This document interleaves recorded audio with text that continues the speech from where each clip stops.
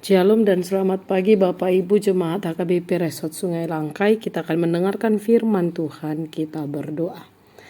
Damai sejahtera Allah yang melampaui segala akal, telah kiranya memelihara hati dan pikiran saudara-saudari dalam Kristus Yesus Tuhan kita. Amin. Nas renungan untuk hari ini Kamis 25 Agustus 2022 tertulis dalam Efesus pasal 1 ayat 9. Sebab ia telah menyatakan rahasia kehendaknya kepada kita sesuai dengan rencana kerelaannya, yaitu rencana kerelaan yang dari semula telah ditetapkannya di dalam Kristus. Demikian. Surat Efesus ditulis oleh Rasul Paulus selama masa penahanannya di Roma sekitar tahun 61 sampai 62 Masehi. Pesan utama surat Efesus adalah kesatuan dalam Kristus. Kita menjadi anak-anak Allah bukan karena kebaikan, kehebatan, atau kesetiaan kita. Ia memilih dan menetapkan orang percaya sebelum menciptakan alam semesta. Pilihan ini lahir semata-mata dari kasih karunia-Nya dan terwujud karena anaknya melakukan karya penyelamatan bagi manusia.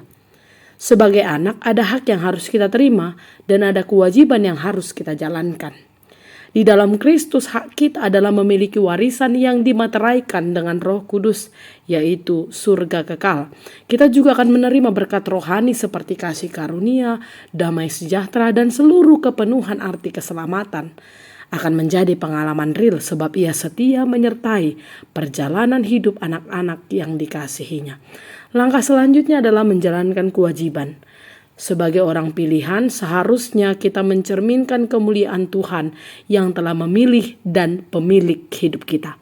Dalam hal ini kita bertanggung jawab untuk meninggalkan perilaku cemar dan memasuki proses penyucian yang dilakukan oleh Roh Kudus.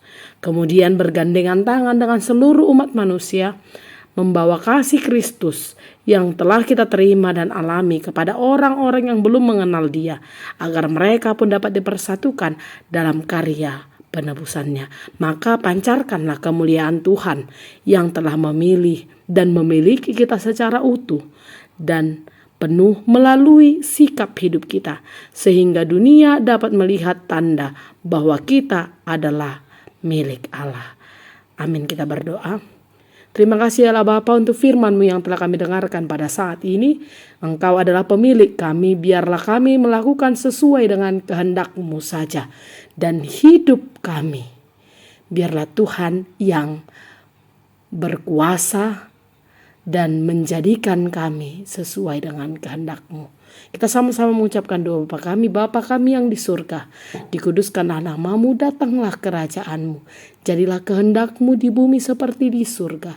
Berikanlah kami pada hari ini makanan kami yang secukupnya, dan ampunilah kami akan kesalahan kami, seperti kami juga telah mengampuni orang yang bersalah kepada kami. Dan janganlah membawa kami ke dalam pencobaan, tetapi lepaskanlah kami daripada yang jahat, karena Engkaulah yang mempunyai kerajaan dan kuasa dan kemuliaan sampai selama-lamanya. Amin. Kasih karunia Tuhan kita Yesus Kristus, kasih Allah Bapa dan persekutuan dengan Roh Kudus, itulah kiranya menyertai kamu. Amin. Shalom dan selamat beraktivitas.